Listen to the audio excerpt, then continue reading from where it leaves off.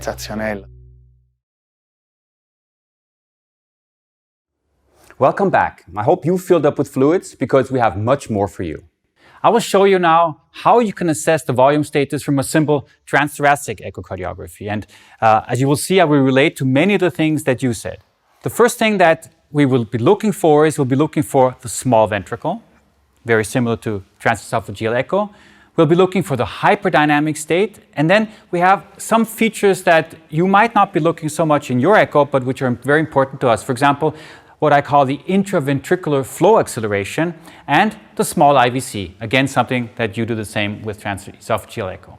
Here's a typical example. This is an elderly patient who was hypovolemic, basically because he was under very high doses of diuretics for a reason I honestly do not know. So what we have is the small ventricle here, the hypercontractility. You see the myocardium is actually touching each other. We have a turbulent flow with color Doppler. Those are the high velocity flow right in the ventricle here. If we put a continuous wave Doppler through this flow acceleration, we see the typical pattern of a late systolic peaking flow acceleration. Now the velocity is usually not very high and it's not hemodynamically significant, so there's no real obstruction because it occurs very late in systole. And here is another patient. You can see again the same features of a hyperdynamic left ventricle with flow acceleration, only this time we also have a flow acceleration in the so-called left ventricular outflow tract. You can see that here. And the reason we see this is because sometimes we have an additional sign, which we call the SAM, or systolic anterior motion. Here is such an example. You see that during hypercontractility, and especially in situations where the LVOT is very small, the anterior leaflet of the mitral valve is dragged or pushed or pulled towards the septum and therefore obstructs the LVOT and therefore causes flow acceleration here. This is what we call secondary SAM because this phenomenon is more prominent in hypertrophic cardiomyopathy, as you will see or you actually saw already in a previous lecture. So this is the SAM, which is an additional sign that the patient could have hypovolemia. One can see the SAM phenomenon not only with transthoracic echo, but also with TE. Bruno, can you comment on this?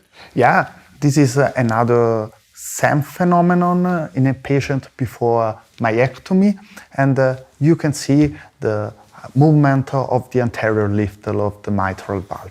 And in these other patients with an LVOT obstruction, we can see the same phenomenon.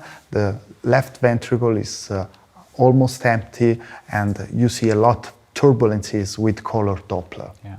So this is always a very good view to look at the apical long axis view also from a transesophageal approach. And see what happened if we put continuous wave Doppler into the region of turbulent flow. We have high velocities there, so we get actually a gradient. We can even quantify this gradient. And finally, these are the images after myectomy. And we see that we have the problem is solved. We don't have any SAM anymore. We have a little bit of aortic insufficiency too, but it's not too much.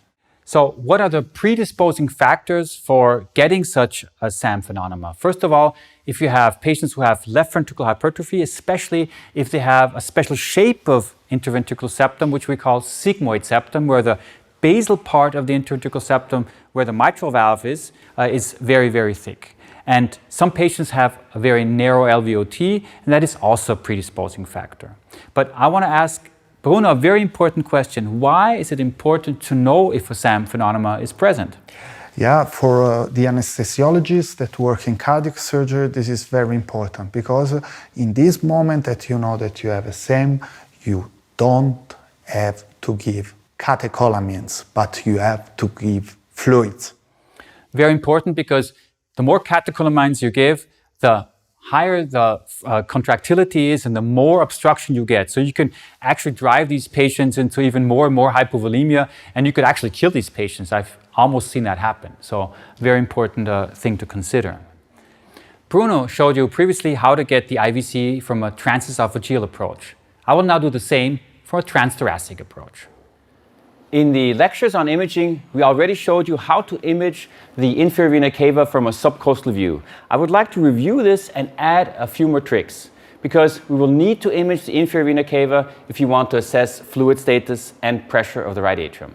Now, we have the patient lying on his back, and we put the transducer subxiphoidal, in other words, underneath the sternum, and then we use a lot of ultrasound gel, and we simply advance the ultrasound probe towards the left shoulder. And at the same time, we let the patient inhale. Okay? And then we will see the four-chamber view, the subcostal four-chamber view. Now remember, the inferior and superior vena cava is located more to the right of the body. That's why we also have to turn the transducer more to the right, and at the same time rotate the transducer so we get in a longitudinal axis. And thereby you will then find a view right here where you would see the inferior vena cava. Now the orientation of my probe is in a longitudinal direction, and that's also the direction that the inferior vena cava obviously runs. What do you have here? This is the inferior vena cava. Here you see a very prominent Eustachian valve, and we can easily measure the inferior vena cava, and I would do that just slightly below it enters the heart, below the pericardium. In this case, we have 15 millimeters. And if we now want to figure out how it responds to respiration, the maneuver that I would recommend is I would let the patient sniff. So can you do this? Yes. And you see while he sniffs, we have a complete collapse of the inferior cava. What does that mean? It simply means that his pressure and the volume status is not abnormal. In other words, we have low right atrial pressures and probably a normal volume status. The vena cava is visible, but it responds to respiration. This is very important. The motion you perform to get this view is very similar to the motion you apply to a screwdriver. See what happens to the anatomic image if I rotate into the inferior vena cava. Now, moving to the right, tilting, and all of a sudden, here we have the inferior vena cava, right here, entering the right atrium. So we're now parallel to the inferior and superior vena cava. That's how you get it. It's very simple. So let me show you some examples. Here is an IVC which is not even visible. It's completely collapsed. It should be somewhere right here. Here is a patient with a very wide IVC, and it doesn't collapse at all. This IVC probably collapses more than 50%. A normal-sized IVC, which collapses less than 50%, I would say. And here, again, a normal-sized IVC, which almost completely collapses. Here are different variations. You can also use the M-mode to look at the motion or the collapse of the IVC. However, that is sometimes very difficult because, remember, when you let the patients inhale, the IVC and the diaphragm moves. And so you will sometimes have to kind of follow the IVC while the patient breathes. So that can be a little bit of a problem. And this is something that Bruno taught me. There's another view that you can use. Yeah, there is a second possibility to get the IVC in our transthoracic examination. And it's exactly along the right mid-axillary line. You have to put the probe here on the liver high, and then we look for the biggest vessel that we can see. But you have to watch out not to get the aorta, right? Exactly. So I would suggest to follow the vessel till we can see the right atria. Then we are sure that we are in the right vessel. Now let's look at the opposite, not a hypovolemic, but at hypervolemic ventricles. How can we assess volume status in these? Well, we can do the same as Bruno mentioned with transesophageal echo. We can look at the size of the ventricle, but it's very unreliable, as we already mentioned. Here is a beautiful example of a patient who has poor left ventricular function, but who still has a normal volume status. And a patient here on the left has poor left ventricular function and a very large ventricle, but he responds very nicely if you exercise him. So the size of the ventricle changes very much during exercise. So the size, I would say, is a very unreliable factor to look at. I would look more at the filling pressures. The filling pressures are basically the pressures that you have in the left atrium that fill the left ventricle at diastole. And if we look at these curves here on the red, we see the pressure curve of the left ventricle right here, while the blue curve would correspond to the left atrial pressure. And during diastole, we have certain phases where the left atrial pressure exceeds the left ventricular pressure. And that is the time point when the left ventricle is actually filled. And here we would have an early diastole, the passive filling, and this would be the active filling.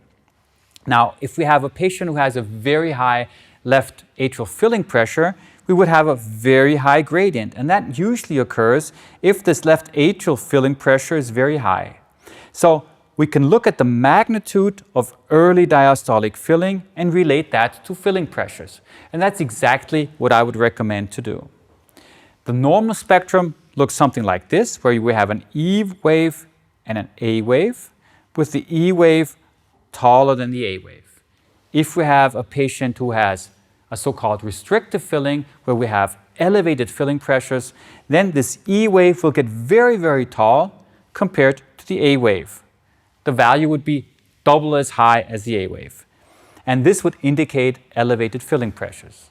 Again, let's compare the normal filling here to the restrictive filling. This is indicative of elevated filling pressures and, I would say, high volume status.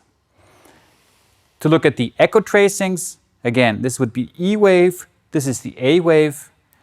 The relationship is completely normal. The E wave is a little bit higher than the A wave. And here on the right-hand side, we have the classic restrictive filling pattern with a very high E wave and an A wave, which is less than half that of the E wave. So this is what you can use to assess left ventricular filling pressures semi-quantitatively. But we have another way of looking at it if you actually measure the so-called deceleration time. What is the deceleration time?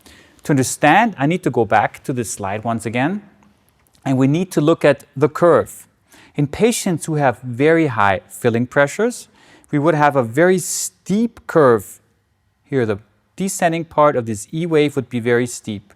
Compare this to this, right? And so the shorter this deceleration time is, the higher the filling pressures are. And there's a semi-quantitative way of looking at it. You look at the time, and if it's, I would say, less than 150 milliseconds, that would indicate elevated filling pressures and therefore an increase in volume in the left atrium and pressure in the left atrium. Here's the example of this patient I showed you previously. 105 would be the deceleration time. This patient would benefit from diuretics, actually. So to summarize, with transthoracic echocardiography, we have a number of different things we can look at. If we want to look at the volume status, we can look at the IVC, but we can also look at the diastolic filling. A complicated chapter indeed, but I think now it's time that we fill up our fluids, Bruno, right? Yeah, Thomas, please. Yeah, I think you need some in your glass. Thank you very much.